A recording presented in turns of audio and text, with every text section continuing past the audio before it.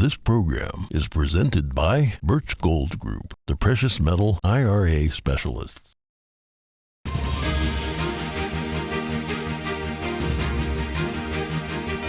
Good morning. Today's headlines: the new rules package for the House passed along party lines yesterday, but not before some hot takes from both sides of the aisle. Documents with classified markings found in one of President Biden's private offices. The office was used when he was VP during the Obama administration. A Pfizer board member gets Twitter to censor posts related to natural COVID immunity and the low risk for children. The latest Twitter files are hot off the press. Former Brazilian President Bolsonaro hospitalized in Orlando, Florida. President Biden is facing mounting pressure to remove him from the U.S. after protests in Brazil turned destructive.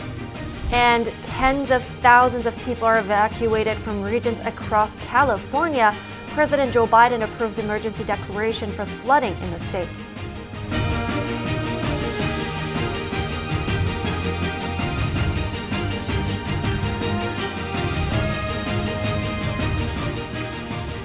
Good morning. Welcome to NTD. I'm Kevin Hogan. And I'm Evelyn Lee. Good Tuesday morning. It's January 10th, and a newly elected House Speaker Kevin McCarthy is settling into his new role now. Republicans approved their rules package for House governance yesterday. They also passed a bill that rolls back billions of dollars of funding for the IRS. NTD's Jeremy Sandberg has more on the GOP's first day exercising their majority. The House will be in order. The new rules package was approved along party lines on a vote of 220 to 213. It allows any individual member to move that the Speaker's chair be vacated. That forces a new vote for a Speaker of the House if adopted. The package also restores the right of individual members to offer amendments to legislation from the floor and requires all members to have 72 hours to read proposed bills before voting. Another aspect is the requirement for bills brought to the floor to cover a single subject. New House Majority Leader Stephen Scalise says the days of bills being written behind closed doors without input from committees and submitted in the dark of night are over. He referenced the $1.7 trillion omnibus spending bill. Mostly borrowed from countries like China. You look at all of the things that had absolutely nothing to do with the general operations of government that were thrown in that. Now, you can start looking at it today, but you surely couldn't look at it the day of the vote because very few people had the opportunity to read it. Over 4,000 pages dumped by dark of night right before the vote. And yes, a majority of this Congress voted by proxy on that bill. They weren't even here. Outgoing Democratic House Rules Committee Chairman Jim McGovern criticized McCarthy for making concessions to win votes and says the Republican Party has been hijacked by an extremist MAGA faction. 3 seats on the Rules Committee for conservatives, freezing spending at FY 2022 levels, a debt ceiling strategy, coveted committee assignments, and more. Is this what the Majority Leader meant when he talked about a new day and transparency? McGovern called the package a joke before urging Congress members to vote no. And the icing on the cake? A new subcommittee to push QAnon conspiracies and launch fake investigations into non-existent scandals. What's next? A rule requiring we all wear tinfoil hats? New Rules Committee Chair Representative Tom Cole had a different take on the purpose of the new subcommittee. He says it will investigate the weaponization of the federal government, the origin of the coronavirus and the impact from shutdowns, and strategize competition between the U.S. and the Chinese Communist Party, or CCP. To respond to threats posed by the CCP, ensure economic competitiveness for America, and protect human rights. Cole says he's proud of the rules package. He thinks it reflects the priorities of Republicans and the voters that elected them. It ensures that we will hold the Biden administration and the Chinese Communist Party accountable, and it ensures that we will get our fiscal house in order. After forcing the new rules through, Republicans passed their first bill later in the day. The Family and Small Business Taxpayer Protection Act rescinds over $70 billion in funding to the IRS. Jeremy Sandberg, NTD News. The bill makes good on McCarthy's promise to repeal the 87,000 new IRS agents on the very first day if he took the gavel. It will stop the agency from doubling its workforce to conduct new audits. It leaves funding for customer service and IT service upgrades in place. The Congressional Budget Office says the bill will add $114 billion to the federal deficit over 10 years. And leaders from the U.S., Mexico, and Canada met for talks amid tensions that have divided the continent. During one tense exchange, Mexico's president challenged President Biden. On Tuesday, President Biden, Mexico's president, and Canada's prime minister are meeting for a series of talks. The North American Leaders Summit, often called the Three Amigos Summit, will touch upon climate issues, trade, migration, and other mutual concerns. We're also going to discuss our shared security, including our joint action to address the plague of fentanyl, which has killed 100,000 Americans so far, and how we can tackle irregular migration, which I think we're well on our way to doing. Last week, the US and Mexico reached an agreement on a major shift in migration policy. The US and Mexico will each accept 30,000 immigrants from Cuba, Nicaragua, Haiti, and Venezuela. Those entering the US will need sponsors, background checks, and an airline flight to the US, and will get the ability to work legally in the country for 2 years. On Monday, before the summit began, President López Obrador said he would consider accepting more migrants than previously announced. The Mexican president criticized Biden for what he considers a lack of commitment to Latin America.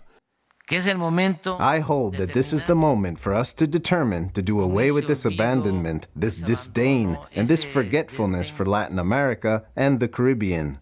President Biden responded.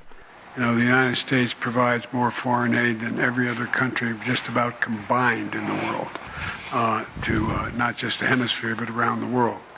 Unfortunately, our responsibility just doesn't end in the Western Hemisphere.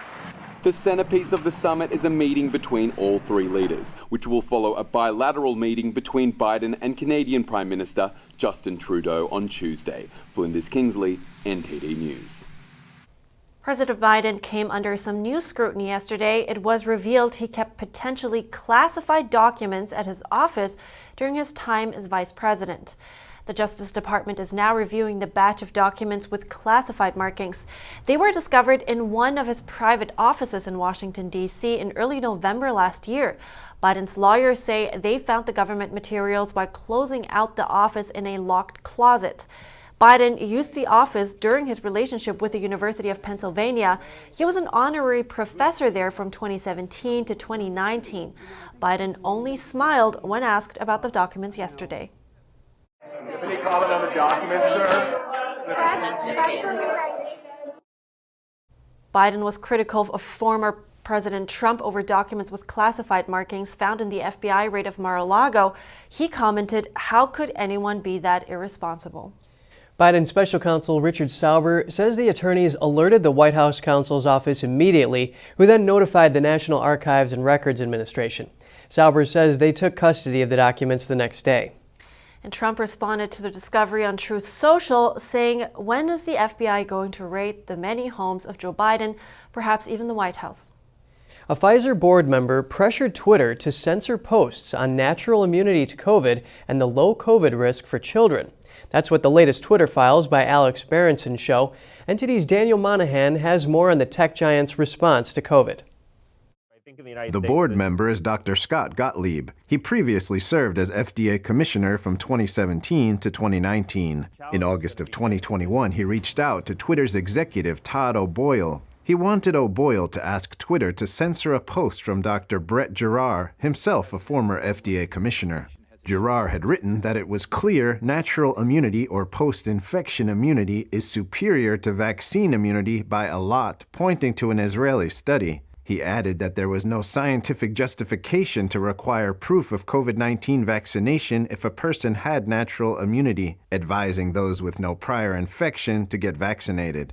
Gottlieb claimed that those kind of posts were corrosive. He said Giroir was drawing a, quote, sweeping conclusion off a single retrospective study in Israel that hasn't been peer-reviewed. The study was later published in the journal Clinical Infectious Diseases following peer review. A Twitter analyst who reviewed the post determined it did not violate any misinformation rules. However, Twitter still put a tag on it, claiming to all users who viewed it that it was misleading and preventing people from replying to, sharing, or liking it. Gottlieb later messaged O'Boyle again. This time he flagged a post from Justin Hart, a critic of lockdowns and a COVID-19 vaccine skeptic. Hart's post said, quote, "Sticks and stones may break my bones, but a viral pathogen with a child mortality rate of less than 0 has cost our children nearly 3 years of schooling. Studies and data show that COVID-19 poses little mortality risk to young, healthy people." Gottlieb did not detail why he wanted to censor Hart, but the objection came shortly before the U.S. government authorized and recommended Pfizer's vaccine for children age 5 to 11.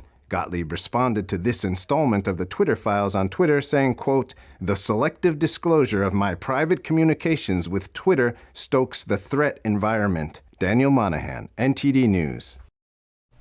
The lead author of a peer-reviewed study that reanalyzed the original Pfizer and Moderna clinical trials for the messenger RNA COVID-19 vaccines is calling for their withdrawal from the market. He posted a video on Twitter drawing attention to the serious adverse effects and possibly connected excess deaths. Dr. Joseph Freeman is an emergency physician in Louisiana who is also a clinical scientist. His original study found that the vaccine increased serious adverse events at a rate of 1 in 800. At the time of the publication, Dr. Freeman and the study co-authors did not believe that their single study warranted the withdrawal of the vaccines from the market. However, he says that multiple new pieces of evidence have come to light, causing him to reevaluate his position. Freeman states that an article published in the BMJ regarding the FDA's own data found the same serious adverse events identified by his study, but he says the FDA has failed to inform the public of these findings. In addition, now we have multiple autopsy studies that find essentially conclusive evidence that the vaccines are inducing sudden cardiac deaths. Many nations that have been using the messenger RNA vaccines have experienced an increase in excess mortality, more people dying than should be expected. Nations with higher messenger RNA vaccine uptake have correlations with higher rates of excess mortality. While the cause of this excess mortality is not known, researchers analyzing this data were unable to identify any other reasonable cause of the excess death other than the vaccines. In related news, Louisiana Attorney General Jeff Landry released email evidence showing the White House pressured Facebook to censor Tucker Carlson. A viral video of his related to COVID vaccines was demoted 50% in lieu of a 7-day fact-checking period. However, the Facebook demotion continued even though no so-called fact-checking actually occurred. Former Brazilian President Jair Bolsonaro was admitted to a hospital in Florida yesterday. This comes as more than 1,500 Brazilians were rounded up for breaching key government buildings in the capital this weekend. Bolsonaro was suffering intestinal pains. It could be related to a stabbing that took place during his 2018 election campaign. His wife, Michelle, posted the news on Instagram. Doctors say he has an intestinal blockage, but they think it's not serious enough to need surgery. State Department spokesperson Ned Price was asked yesterday about Bolsonaro's visa status. He declined to comment, but had this to say. Leaving individuals aside, and generally speaking, if someone entered the United States on an A visa, which is essentially a diplomatic visa for foreign diplomats or heads of state, an A visa holder, if an A visa holder is no longer engaged in official business on behalf of their government, it is incumbent on that visa holder to depart the U.S. or to request a change to another immigration status within 30 days. Bolsonaro has not yet conceded defeat to Lula. However, the former president did authorize his chief of staff to begin a transition and has said he would abide by Brazil's constitution. Police in Brazil surrounded and cleared a camp of protesters who backed Bolsonaro in the capital yesterday. At least 1,200 people have been arrested at the makeshift camp outside the Army headquarters in Brasilia. And coming up, torrential downpours continue in California. Tens of thousands of people were evacuated from areas along the coast. And China suspended visas for South Korean travelers. That in reaction to South Korea's restrictions on mainland Chinese travelers. Stay tuned for more right here on NTD Good Morning.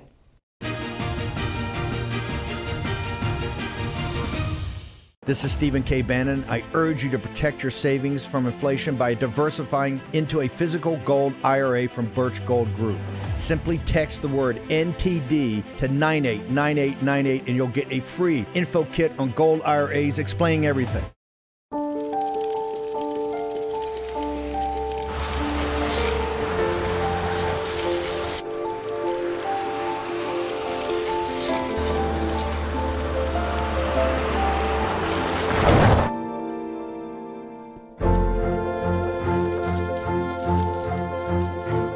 Did you know dragging chains can spark a wildfire? Only you can prevent wildfires.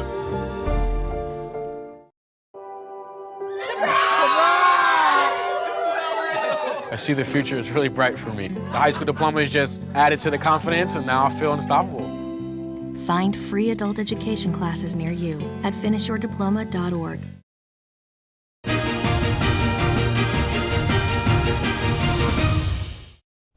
Good to have you back with us. Around 25,000 people in 17 regions of California were ordered to evacuate on Monday after torrential rains caused heightened mudslide hazards. Included in the evacuation was the entire town of Montecito and nearby areas of the Santa Barbara coast. Concerns are the recent downpours could unleash lethal cascades of mud, boulders, and other debris and hillsides stripped bare of vegetation by past wildfires. At least a dozen people have died over the past 10 days, including a toddler who was killed when a redwood tree blew over his family's trailer home last week. President Biden has approved an emergency declaration authorizing FEMA to coordinate disaster relief efforts and mobilize emergency resources in California. You're having unprecedented rain. This creek next to our house never flows, ever. It's probably about 9 feet up, and it's going to go another 2 feet up. We have horses ready to evacuate. We need to be nicer to Mother Nature, because Mother Nature is not happy with us. Montecito, where DeGeneres lives, is under mandatory evacuation. It's been 5 years since mudslides from heavy rains struck newly fire-scarred slopes and canyons there. That resulted in widespread damage and killed more than 20 people. An unnamed 46-year-old Texas man shot and killed a robbery suspect last week at a restaurant in southwest Houston. Yesterday, the man was brought in for questioning by Houston police. Police were called to a shooting at El Ranchito No. 4 Taqueria at about 11:30 p.m. last Thursday. They found the suspect shot multiple times inside the business when they arrived. The suspect has been identified as Eric Washington. He was dressed in all black, including a black ski mask and black gloves.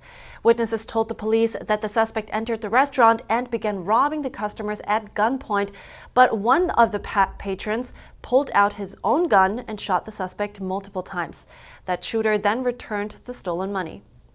Authorities asked for the public's help to identify the shooter. They released surveillance photos of the man and his truck on social media. Since he was not arrested or charged, his identity is not being released. His case will be referred to the grand jury. According to Texas Penal Code, using force against another is justified when the actor is committing or attempting to commit a variety of aggravated crimes, including robbery. Right, and there's a plot twist over here, though. The weapon recovered from the suspect wasn't even a real gun. So it will be interesting to see how this turns out. New Jersey and Ohio are banning the use of TikTok on government-owned and managed devices. They join a growing list of states that have done the same. New Jersey Governor Phil Murphy is also banning software vendors, products, and services from more than a dozen vendors. Those include Huawei, Hikvision, ZTE Corporation, and Kaspersky Lab. Murphy's office says there are national security concerns about user data that the Chinese regime might require parent company ByteDance to provide. Talking about the Chinese regime, it stopped issuing visas today for South Koreans. That's retaliation for travel restrictions on arrivals from China. A brief notice from the Chinese embassy in Seoul said the measures will be adjusted if South Korea cancels its discriminatory entry restrictions on China. No other details were given. The ban would also affect Japanese travelers. In recent weeks, more than a dozen countries have followed the U.S. in requiring negative tests for travelers coming from China. South Korea took it a step further. The country suspended short-term visa applications from its consulates in China until the end of the month. The Chinese Communist Party has threatened to retaliate against these countries.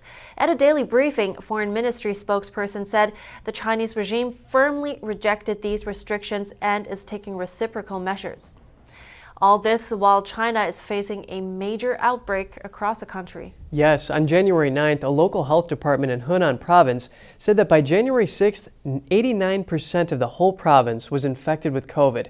89.1% were in the cities and 88.9% were in rural areas. And Henan is a province in central China with a population of nearly 100 million people. That means over 88 million are affected.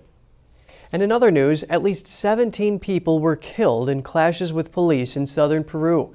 That makes it the deadliest day so far of protests demanding early elections and the release of jailed former President Pedro Castillo. Please note the following footage contains graphic content.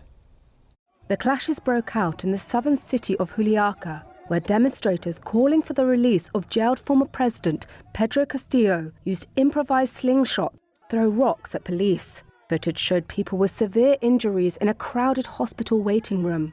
One man had a wound on his leg. Authorities said 2 teenagers were among the dead. The latest casualties take the death toll from the protests to 39 since they began in early December.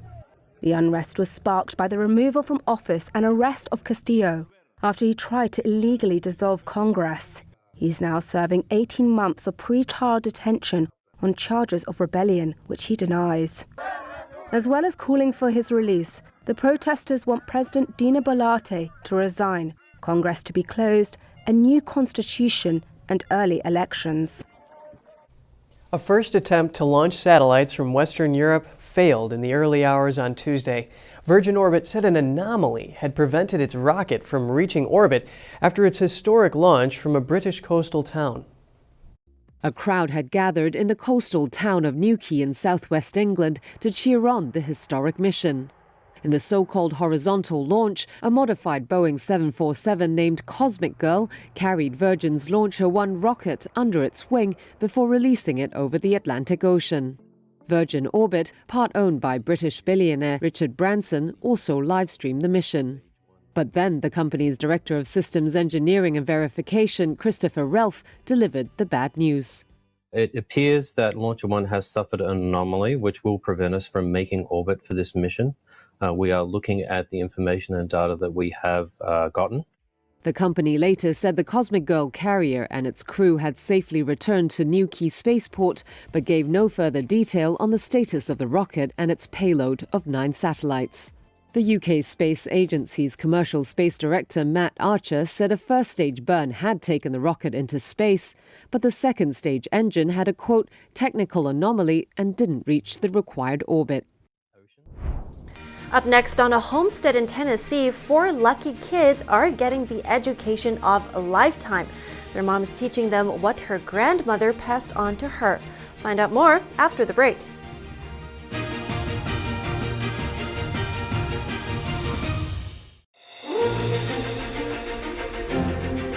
NTD's Capital Report. It's about getting answers, cutting through the fog of politics. It's about your questions and our chances to ask. What is the net impact of the American Congressman Graves? Thank you for joining us. We're speaking to those in power to find out what does this mean for the people. We're here so you're in the know. The Fixture Pioneer, CGM. Professional AI intelligent fixtures. All-round integration of 4 systems. High precision, high durability, high quality. 2-micrometer repetition accuracy. more than 80 patent certificates, ISO 9001 approved. Precision clamping to meet your every need. CGM has it all.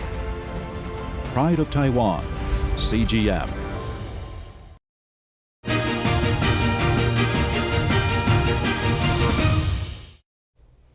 Welcome back. In Tennessee, a homesteading mom is teaching her 4 kids the self-sufficiency lessons that her parents' generation missed out on.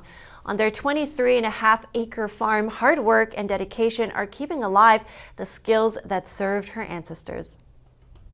When high school sweethearts Courtney and Samuel Black were younger, both their maternal grandparents had farms right next to each other. When the two finally got married and had children, Courtney started thinking of the lessons she got from her grandmother. She wanted the lessons of self-sufficiency and respect of the land to be passed to her children. We try to teach them every step along the way so that they see when we put it on their dinner plate that, hey, look, this is why we do what we do. And, you know, especially when it comes to meat, we do it because of the humane sacrifice that that animal has given us. Growing up on the farm, Courtney and Samuel's children understand where food comes from, just like when their 4-year-old drank store-bought milk for the first time. And she knew that milk came from, it didn't come from a jug, it didn't come from a grocery store, it came from an animal. And she was asking, where's your animal? So it was just something I'll never forget, that my kids don't have that disconnect, and they know that because they see it every day. The children are learning the skills that can make food. We used to say that, well, we make all our food from scratch, but now we make our ingredients. I just grew up going to the grocery store and we just got mayonnaise. Or I just went and got butter from the fridge, you know, like it wasn't like I knew how to make that ingredient, but now my children do. Courtney wants her children to have the skills to survive and to always have food. Or the grocery stores just don't have it, because let's be honest, there's grocery stores in America right now that just don't have what we need. The farm uses a design called permaculture, which improves sustainability and reduces degradation of the soil. So the children are also learning how, by working with nature's cycles, they can keep the soil, plants, animals, and themselves healthy. Our garden is called a back to Eden style garden, and we keep layering the wood chips and the compost and the cow manure, and so it all works together to feed the soil back so that the soil can feed us. All those microorganisms that work in the soil to make it better, all that's giving nutrients back into our plants. The lessons Courtney gives to her children were handed down to her by her grandmother, and she passes down a tradition of invaluable skill and knowledge. Number one, I don't want my culture to die. That's my culture. That's what I grew up with, was learning to can and forage and do all that. Ultimately, though, the homestead life is about family. We work together to eat together. The homestead is bringing the family closer to their food, to the earth, and to their culture. Flinders Kingsley, NTD News. Wow, living off the land is so great. You know, it must be so nice eating that fresh produce out of the garden, like the okra I grew. It was so fresh. Oh, nice. Yeah, you have a homestead life. For sure. I think that's a great way for the kids to grow up as well, you know? Oh yeah, it teaches them work ethic. It's a lot of work tilling that soil. The environment and everything, such a dream. Fresh air, it's got to be good for them. Yeah. All right, that's it for today. Write us at goodmorning@ntd.com if you have anything that you would like to share with us. Thanks for watching. I'm Evelyn Lee. And I'm Kevin Hogan.